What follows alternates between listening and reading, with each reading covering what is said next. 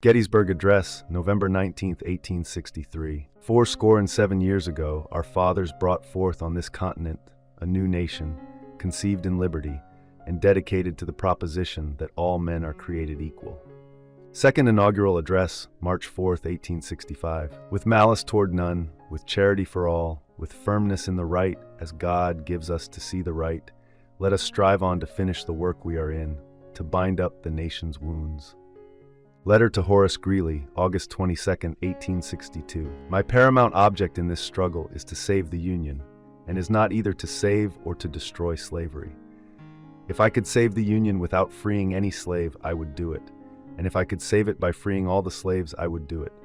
And if I could save it by freeing some and leaving others alone, I would also do that.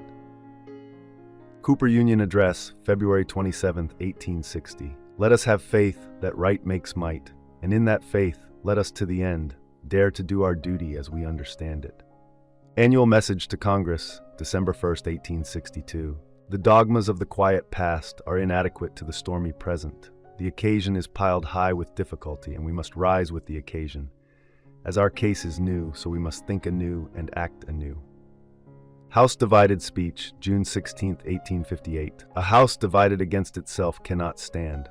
I believe this government cannot endure, permanently half slave and half free. Speech to the 166th Ohio Regiment, August 22, 1864. It is not merely for today, but for all time to come, that we should perpetuate for our children's children this great and free government which we have enjoyed all our lives.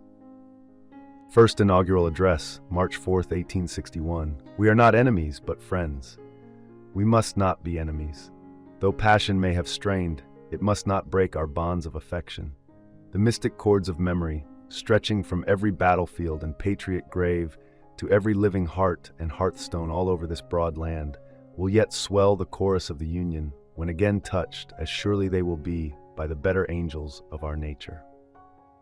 Speech at Peoria, Illinois, October 16, 1854. The assertion that all men are created equal was of no practical use in effecting our separation from Great Britain, and it was placed in the Declaration, not for that, but for future use.